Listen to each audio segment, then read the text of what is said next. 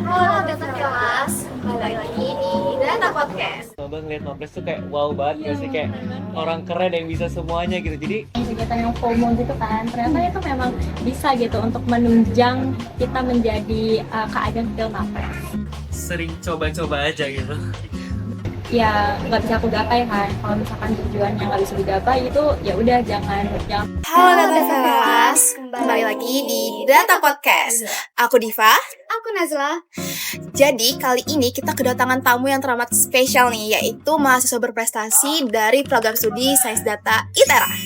Sebelumnya boleh dong abang dan kakak perkenalin diri dulu supaya Data Kelas itu pada tahu abang dan kakak yang keren ini. Mungkin bisa dimulai dari Kak Elok ya. Oke, halo Data Pelas, perkenalkan aku Elok Viola yang akrab disapa Elok. Aku merupakan mahasiswa Sains Data Angkatan 2022 dan juga sebagai mahasiswa berprestasi terbaik 3 Fakultas Sains tahun 2025. Hai Kak Elok. Halo. Oke, halo Data Velas, kenalin aku dari CS Songko, biasa dipanggil Daru, mahasiswa Sains Data Angkatan 2023 and also the third runner-up mahasiswa berprestasi ITERA tahun 2026. Hai Bang Daru. Halo. Sebelumnya nih, boleh dong ceritain tentang diri perjalanan sampai bisa menjadi mahasiswa berprestasi. Itu mungkin emang udah diniatkan dari awal atau terbentuk aja tiba-tiba di tengah jalan selama kuliah gitu? Oke, mungkin dari aku dulu ya. Ya, sebenarnya kalau misalkan di awal kuliah, aku kan maba tahun 2022 ya, itu nggak ada untuk kayak kepikiran, oh nanti aku mau jadi mahasiswa berprestasi deh, apalagi mengikuti ajang Film Mapres ITERA gitu. Berarti bisa dibilang itu kayak terbentuk ketika aku semasa kuliah gitu. Dan untuk motivasi menjadi Mapres sebenarnya berawal dari dosen wali aku gitu. Jadi waktu aku tahun 2022 aku disupport untuk ikut ajang Mapres. Sebenarnya bukan cuma aku, bersama dengan teman-teman aku gitu. Dan pada saat itu kami juga kayak nggak langsung tertarik gitu kan. Kemudian dosen wali aku meyakinkan gitu kan, coba aja dulu gitu. Kemudian ya sudah dicoba dan akhirnya aku lolos. Oke, berarti happy dong Kak. Alhamdulillah sih. Kalau Bang Daru gimana? Oke, mungkin kalau dari aku kurang lebihnya sama kayak Kak Elok ya. Sebenarnya dari awal kuliah, dari awal masuk kuliah juga gak ada target sama sekali spesifik untuk jadi Mapres. Karena ya gimana ya, kalau kita dulu ya pas maba ngeliat Mapres tuh kayak wow banget gak sih, kayak orang keren yang bisa semuanya gitu. Jadi pas di awal kuliah tuh ya dan have spesifik target terkait Mapres itu. Cuman ternyata selama perjalanannya di akhir TPB kebetulan aku menjadi salah satu kandidat dari OZT Awards, dan dari situ juga menjadi salah satu penerima penghargaannya. Dan dari situ ternyata aku ngerasa kayak oh aku bisa loh ternyata untuk ajang ini, dan gimana kalau misalnya aku coba change yang lain gitu. Nah artinya dari situ aku coba kesempatan yang lain, aku coba experience yang lain, dan artinya dari situ juga aku bisa sampai ada di titik ini gitu. Jadi sering coba-coba aja gitu. Berarti terbentuk di tengah-tengah perjalanan kuliah ya Kak Bang? Benar. Kayak nggak expect sih dari kegiatan ya selama 2022 sampai dengan 2025 yang dimana itu kan kayak organisasi, kepanitiaan, kayak kegiatan-kegiatan yang FOMO gitu kan. Ternyata itu memang bisa gitu untuk menunjang kita menjadi keajang Film Mapres. Kalau dari aku sendiri sih, menurut apa momen pertama yang ngebuat abang dan kakak ini tuh ingin berkembang lebih dari sekedar akademik, dan apa yang terus memotivasi abang dan kakak sampai akhir? Mungkin aku lagi yang jawab. Boleh. Oke, kalau misalkan hal tersebut ya mungkin kayak didasari dipengaruhi sama faktor lingkungan sih. Kayak aku ngeliat teman-teman aku ya waktu masih maba itu mereka tuh aktif gitu kegiatan di luar akademik gitu. Kayak aku tuh jadi FOMO gitu. Mereka kayak organisasi, kepanitiaan, terus ada pelatihan atau bootcamp dan segala macem gitu. Dan hasil mereka tuh kayak wow keren-keren gitu. Nah dari situ aku kayak tertarik untuk ikut kan. Dan kemudian setelah aku ikut, aku dapat hasil yang lumayan baik untuk improve diri aku. Dan dari situ aku kayak mau lagi gitu kan. Dan mungkin hal tersebut yang memotivasi aku sampai sekarang kenapa aku masih terus ingin berprestasi gitu. Berarti lebih ke faktor lingkungan itu mempengaruhi banget ya Kak? Banget. Karena aku agak FOMO sih. Daru gimana dia Daru? Kalau aku kurang lebih sama ya kayak Kak Elok, orangnya FOMO abis. Tapi kayak in a good way ya, in a yang jalan yang bagus FOMO-nya. Jadi ya emang kalau ngeliat teman-teman kayak ikut ini, ikut itu, jadi kayak FOMO gitu, dan ternyata setelah aku ikutin juga ternyata kegiatannya bermanfaat dan juga berdampak untuk aku sendiri dan untuk improving my skill gitu. Nah dari situ juga ternyata kegiatan yang aku ikutin tuh ada hasilnya gitu, dan hasil itu yang aku gunakan untuk Mapres ini. Dan kalau misalnya untuk Mapres sendiri kemarin karena disupport dari teman-teman juga sih, jadi lingkungan sangat amat berpengaruh sampai aku ada di titik ini. Terus Kak, kan selama perjalanan abang dan kakak kuliah berprestasi ya, atau berorganisasi, ada nggak momen dimana kakak dan abang ini ngerasa jatuh atau ngerasa gagal? Terus gimana cara abang dan kakak tuh menghadapinya? Oke, kalau dari aku ya, mungkin kalau aku merasa downfall itu dalam kuliah, karena aku kan mahasiswa semester akhir ya, mungkin aku cerita sebagai mahasiswa semester akhir aja ya. Dan salah satunya mungkin di tahun ini rencananya tuh memang aku Mei dengan April, bulan ini banget nih, aku tertarik untuk magang gitu sambil menyelesaikan tugas akhir aku. Tapi karena memang ada satu faktor yang memang nggak bisa aku ceritain di sini gitu, aku akhirnya nggak bisa untuk ikut magang gitu. Dan aku kayak merasa sempet kayak, wah ini gimana ya, rencana aku kayak gagal, kayak berantakan gitu kan pastinya. Tapi langkah aku yang pastinya itu kayak aku harus sadar gitu, aku harus apa, terus aku istirahat dulu, aku bangkit lagi untuk susun rencana lagi. Karena memang kan tujuan aku ya nggak bisa aku gapai kan. Kalau misalkan tujuan yang nggak bisa digapai itu ya udah jangan menyerah gitu, fokus untuk ubah rencananya gitu. Akhirnya ya sudah, aku berpikir kayak browsing lagi, cari gimana ya untuk aku bisa magang lagi. Jadi itu sih. Terus semangat ya? Iya, harus terus semangat. Kalau Bang Daru gimana? Mungkin kalau tadi Kak Elok cerita terkait dengan kehidupan mahasiswa terkait dengan downfall ya, mungkin aku sedikit cerita waktu aku downfall saat karantina tuh Mapres. Jadi saat karantina itu benar-benar kita hampir semua finalsnya itu downfall. Kita pasti ada di situ rasa kayak, aduh kayaknya gue nggak bisa deh, aduh kayaknya nggak selesai deh ini gitu, dan segala macamnya. Dan karena di situ banyak banget yang harus kita selesaikan, banyak banget tugas yang harus kita buat, banyak banget pressure di situ. Dan gimana cara ngatasinnya ya balik lagi ke lingkungan kita sih, karena aku percaya lingkungan yang bagus itu adalah lingkungan yang bisa buat kita improve. Dan di sana kebetulan teman-teman di sana juga bisa saling ngobrol bareng, kita diskusi bareng, kita nyalurin masalah kita apa, terus kemudian kita saling bertukar pikiran dan berbagi energi positif lah di situ. Jadi apapun pressure-nya, apapun yang harus kita kerjakan akhirnya terselesaikan juga dengan baik dari lingkungan itu.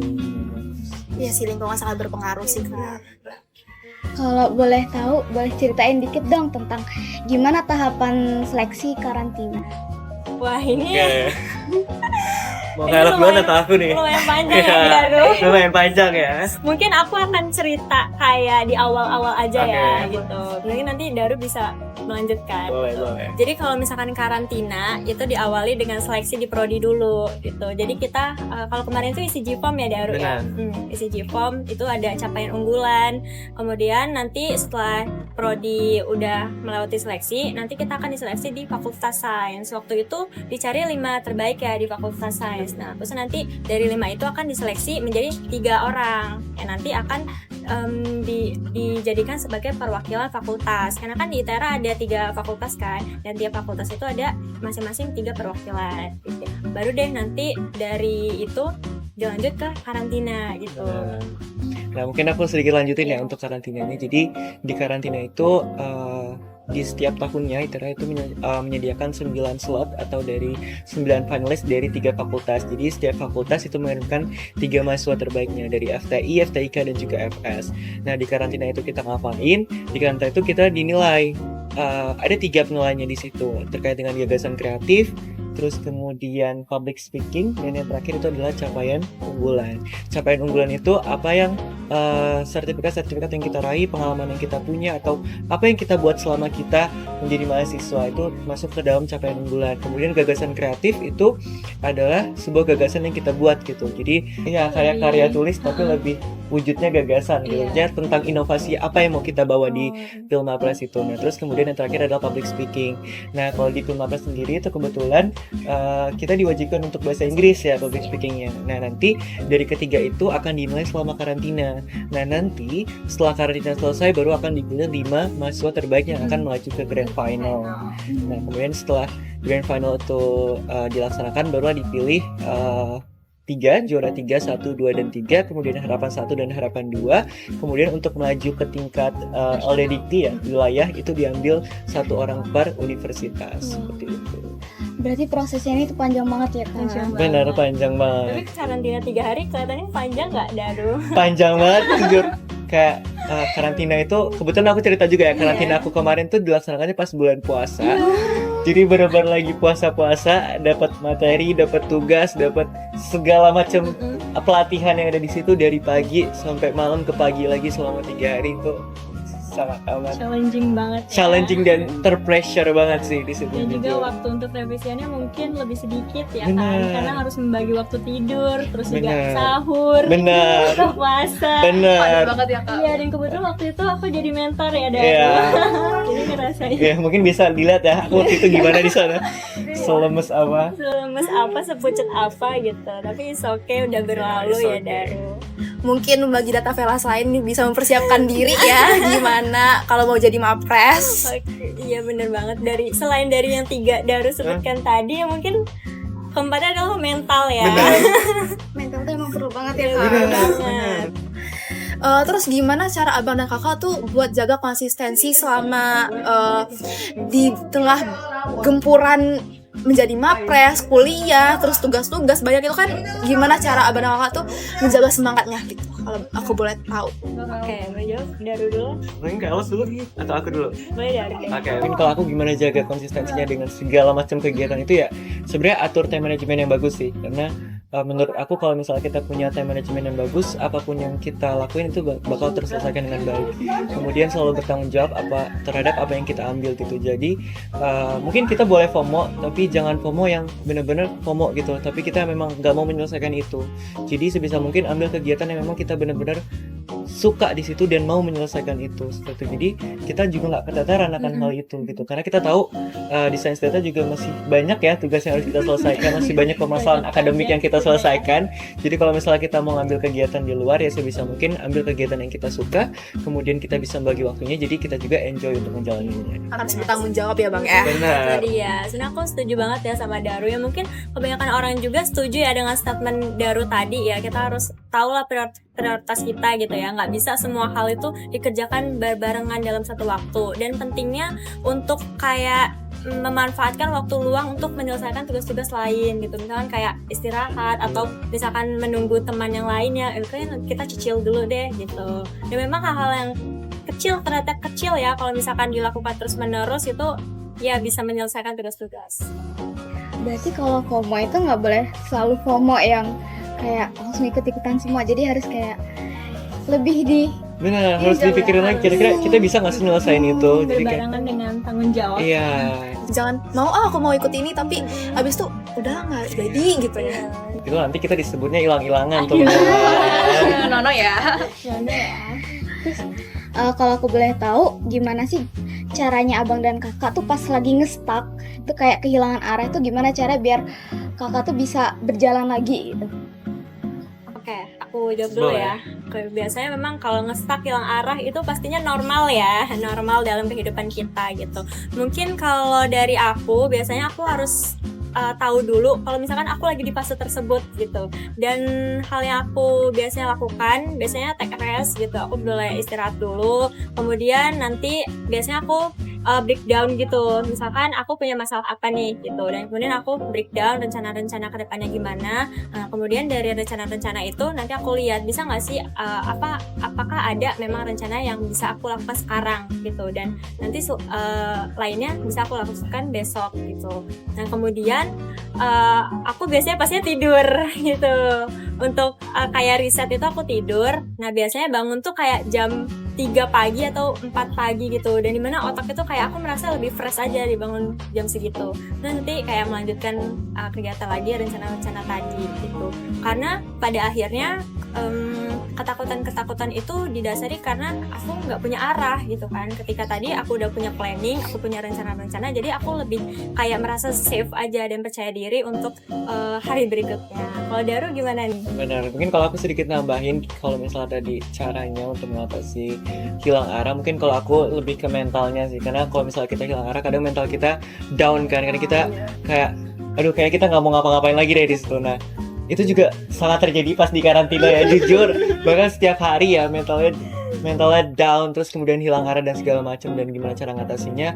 Baik lagi kalau misalnya aku sendiri, aku orangnya suka banget ngobrol, jadi suka yapping. Jadi kalau misalnya lagi banyak masalah gitu, atau lagi banyak tekanan, atau lagi hilang arah, sebenarnya aku ngajakin orang ngobrol, jadi bisa bertukar pikiran, bisa ngeluapin semua masalahnya, kemudian bisa bertukar energi lagi, dan dari situ energinya bisa balik lagi, kemudian bisa menyelesaikan apa yang harus diselesaikan gitu. Sejenis refreshing gitu ya. Benar. Karena kalau disimpan sendiri kayaknya Iya, wah. Nggak bisa. makin downfall ya. Terus kalau boleh tahu nih, menurut abang dan kakak, apa sih makna berprestasi dari semua pencapaian? Apa pencapaian paling berkesan bagi abang dan kakak yang pernah didapatkan? Siapa dulu nih? Siapa dulu? Aku? Boleh. Oke, jadi mungkin makna berprestasi menurut aku ya, ini secara singkat ya, menurut aku berprestasi itu bukan hanya output akhir atau kayak sebuah penghargaan, melainkan lebih ke proses improve diri sendiri dan berdampak gitu. Dan kalau misalkan ditanya tadi berprestasi yang paling berkesan ya? Iya. Mungkin yang mengikuti Pilmapres ITERA. jujur mengikuti Pilmapres ITERA. Kalau Karena itu keren banget sih kak emang. terima kasih. Kalau aku sih sama ya kayak Kak Elok ya. Kalau misalnya berprestasi itu bukan, mungkin teman-teman ngiranya berprestasi itu adalah berapa banyak kayak piala yang kita dapatkan atau tinggi yang kita raih, IPK yang kita raih. Tapi kalau menurut aku sendiri, prestasi itu bagaimana kita bisa memberikan dampak dari diri kita untuk orang lain. Dan kalau misalnya salah satu prestasi yang paling berkesan ya adalah Mapres itu sendiri, karena menurut kita ya Mapres itu adalah salah satu puncak dari semua prestasi yang ada kan. Karena di Mapres bukan hanya prestasi tentang akademik, tapi juga yang lain seperti non akademik, olahraga, kemudian kewirausahaan, organisasi dan lain sebagainya, itu tergabung jadi satu di Mapres itu. Apalagi Bang Daru juga pemenang OZT Awards ya. Aduh, takut banget ya. Keren banget sih kakak. Terus Terima kasih. menurut abang sama kakak nih, apa yang ngebedain antara mahasiswa berprestasi dari yang lainnya? Apakah lebih ke mindset atau skillnya? Oke, kalau menurut aku ya, sebenarnya mindset sama skill itu sama-sama penting ya. Itu bisa berjalan berbarengan. Tapi menurut aku mindset itu jauh lebih penting daripada skill gitu. Karena ketika seseorang itu mempunyai mindset yang kuat gitu, dia walaupun kayak capek tapi dia bakalan tetap jalan gitu. Karena misal kayak hari ini tuh banyak banget kegiatan gitu kan, hampir seharian gitu, tapi sampai di kos gitu ada tugas lagi gitu kan. Kalau misalkan mindsetnya kurang kuat, mungkin istirahat deh besok gitu. Tapi kalau misalkan mindsetnya udah kuat, ini tugas harus selesai hari ini, karena kalau misalkan nggak selesai hari ini bisa mengganggu kegiatan besok hari gitu. Dan terkait skill itu penting juga dimiliki, tapi kalau misalkan skill itu bisa tumbuh ketika kita mempunyai mindset yang kuat. Kalau dari Bang Daru? Benar, kalau dari aku, selama aku mengikuti Pilmapres ini ya, menurut aku mindset dan skill itu sama-sama pentingnya. Karena selama karantina kemarin, selama rangkaian Pilmapres kemarin, kita benar-benar diberikan pendampingan dan juga pelatihan terkait dengan mindset dan juga skill. Jadi tidak hanya salah satunya, tapi kedua-duanya. Terkait dengan mindset, bagaimana kita berpikir kritis, bagaimana kita berkolaborasi dengan orang lain, bagaimana kita bisa memberikan pendapat, kemudian bagaimana kita bisa mengkritisi suatu hal dan lain sebagainya. Kemudian kalau di skill juga kita sangat dilatih terkait dengan argumen, terkait dengan FGD, terus kemudian public speaking, cara presentasi dan lain sebagainya. Jadi menurut aku dua-duanya sangat amat penting dan emang saling berkaitan gitu. Oke. Kan kalau tadi abang dan kakaknya bilang kalau misal menjadi mahasiswa berprestasi itu terbentuk di tengah jalan kan ya kak ya. Kalau boleh tahu nih, di masa awal kuliah, kalau ada kesempatan bisa kembali lagi ke masa itu, abang dan kakak bakal ngelakuin apa, atau bakal sama, atau mungkin bakal tetap memfokuskan diri menjadi mahasiswa berprestasi, atau lebih mengimprovisasi diri dari awal, atau gimana kak? Kalau boleh tahu. Oke, mungkin dari aku dulu ya teman-teman. Kalau aku sebenarnya sama aja sih, sama kalau misalnya aku kembali lagi ke diri aku yang dulu, cuman mungkin lebih berpesan coba lagi sebanyak mungkin yang kamu bisa, chance yang kamu punya itu dicoba. Karena dulu tuh aku sangat takut kalau misalnya aku ikut sesuatu tuh kayaknya aku nggak bisa nyelesain ini, kayaknya aku nggak bisa dengan tugas sebanyak ini, kayaknya aku nggak bisa dengan kegiatan sepadat ini. Tapi ternyata setelah aku sampai sini tuh bisa aja gitu dilakuin, karena emang kita balik lagi ke mindset ya. Kalau mindset kita buruk, pasti hasilnya juga akan buruk. Jadi kalau misalnya aku kembali lagi ke diri aku yang dulu, lebih pengen ngerubah mindsetnya aja sih. Kalau kamu tuh nggak akan tahu kalau misalnya kamu belum coba itu. Bener nih, aku setuju sebenarnya, kayak udah jangan takut untuk coba. Kalau sekarang tuh kayak tabrakin aja. Iya benar, tabrak aja. Tabrakin aja gitu. Dan mungkin aku akan berpesan juga ya, tambahan buat kalau misalkan bisa balik ke TPB gitu. Kalau misalkan punya waktu luang liburan semester ya, mungkin Jujur. lebih baik waktunya digunakan untuk magang. Oh. Iya benar, untuk internship gitu. Kan sebenarnya di Sains Data kan ada kerja praktik juga ya. Iya. Tapi aku kayaknya tertarik sih kalau misalkan sebelumnya itu aku ikut magang di liburan semester gitu. Karena hal tersebut itu masih kayak aku sayangkan ya sekarang. Kenapa sih nggak ikut gitu dulu? Dan mungkin itu bisa menjadi evaluasi ya buat data velas lainnya gitu yang masih muda. Mungkin itu sih dari aku. Harus lebih produktifkan lagi ya Lebih Kak. produktif. Ditabrakin aja teman-teman. Tabrakin sama Bener. Menurut abang sama kakak nih, apa pelajaran hidup yang paling berharga selama proses ini? Oke, menurut aku ya, kalau aku pelajaran paling berharga itu adalah konsistensi sih. Karena menurut aku konsistensi itu lebih penting daripada motivasi. Karena dulu itu aku berpikir bahwa aku harus punya semangat, aku harus punya motivasi untuk terus jalan gitu. Tapi pada kenyataannya aku harus tetap jalan walaupun aku nggak ada semangat gitu. Dan kemudian aku belajar juga bahwa ketika aku gagal, kalau tadi kan don't fall ya kan, nah itu adalah bagian dari proses belajar gitu, bukan kayak mengartikan bahwa diri kita nggak mampu gitu. Kemudian dari proses-proses tersebut aku belajar bahwa ya Allah itu kasih ketika kita siap gitu ya. Dan mungkin kegagalan-kegagalan aku itu beralasan karena aku belum siap mendapatkannya, mungkin itu. Nah dari situ aku bisa lebih percaya diri dan ya percaya sama diri aku sih untuk grow. Dari Bang Daru? Benar, aku setuju banget sama statementnya Kak Elo terkait konsistensi itu. Dan mungkin juga salah satu yang paling aku ingat selama karantina kemarin, selama karantina Pilmapres ini, ada satu materi yang menyampaikan tentang mental health. Jadi di situ aku tahu gimana caranya kita ngendalin emosi kita, gimana caranya kita ngendalin mental kita untuk menghadapi suatu hal yang tidak terduga atau segala macam yang ada di hidup kita gitu. Jadi setelah itu kayak kita tuh tahu gitu, ketika kita banyak tekanan, ketika kita banyak pressure, ketika kita banyak tugas, kita bisa mengendalikan emosi kita untuk apa ya, untuk tidak downfall dan juga tidak menyelesaikan tugas itu, tapi kita selesaikan dengan baik, dengan mental yang baik juga. Sebenarnya simple, life must go on ya Kak ya. Benar.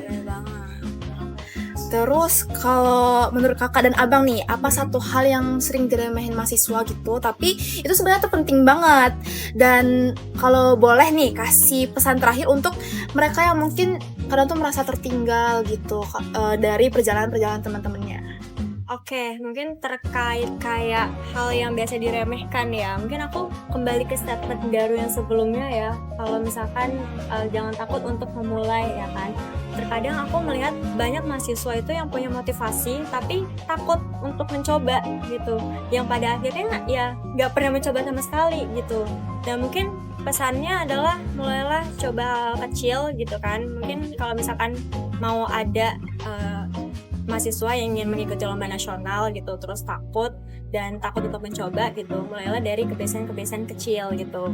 Mungkin bisa belajar setiap hari walaupun kayak cuman satu hari itu 20 menit, mungkin itu kayak kelihatan remeh kan, tapi itu bisa berdampak besar kalau misalkan dilakukan secara konsisten. Benar, mungkin untuk contohnya sendiri, kayak kita juga bukan dulu itu adalah orang yang sangat takut untuk nyoba suatu hal. Tapi ya teman-teman bisa lihat kita ada di sini sekarang kan, kita bisa ngikut Pilmapres dan juga kita bisa menjadi salah satu mapresnya di ITERA gitu. Nah mungkin kalau dari aku sendiri sama kayak Kak Elok, jangan takut untuk mencoba, jangan takut kayak aduh kayaknya aku nggak bisa, aduh kayaknya itu bukan passion aku, aduh kayaknya nggak dulu deh, kayaknya banyak orang lain yang lebih bisa daripada aku. Kalian nggak akan tahu kalau kalian nggak pernah nyoba itu.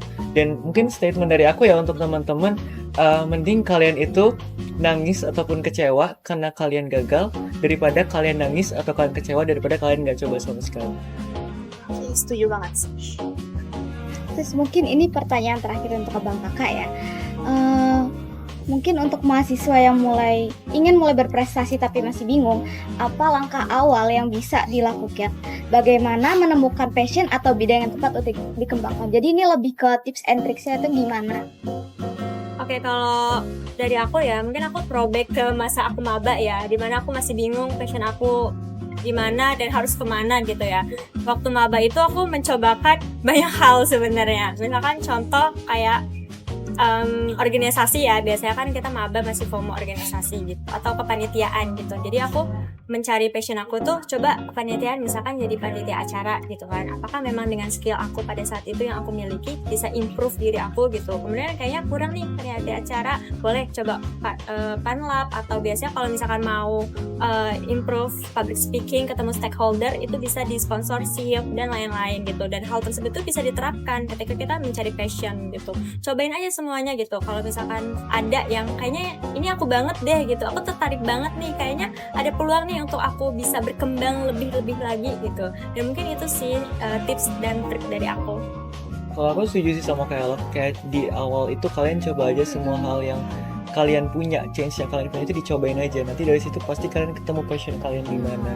Dan jangan takut ketika kalian merasa itu passion kalian nggak bisa berkembang di situ, karena kalau dari Mapres sendiri menjadi Mapres juga bukan tentang akademik aja kan, tentang lomba-lomba aja. Tapi kalau misalnya teman-teman suka organisasi, teman-teman suka pengabdian, terus kemudian teman-teman volunteer juga bisa, terus juga kemudian ada yang publikasi ilmiah. Iya, publikasi ilmiah, terus juga misal teman-teman suka nulis buku, itu juga bisa. Terus kemudian teman-teman yang suka jadi MC, suka jadi pembicara, moderator, segala macamnya itu bisa. Atau mungkin teman-teman yang lagi berwirausaha itu juga sangat bisa. Jadi dari segala bidang itu pasti bisa berkembang dan pasti bisa menjadi mahasiswa berprestasi itu. Jadi jangan takut untuk coba dan cari passion kalian. Seperti itu. Mungkin tadi yang disebutkan Daru ya, yang berbagai macam itu merupakan kategori capaian unggulan Iya, ya, benar. yang bisa didampingi untuk menjadi Mapres. Sebenarnya cakupannya luas banget ya Kak Mapres itu Luas ya Kak. banget. Oke, jadi terima kasih ya untuk Bang Daru dan Kak Elok. Mungkin Data Velas juga boleh dicoba tips and trick dari Bang Daru dan juga Kak Elok ya. Mungkin kita akhiri ya sesi podcast kali ini. Sampai jumpa di Di Data Data Podcast Podcast berikutnya.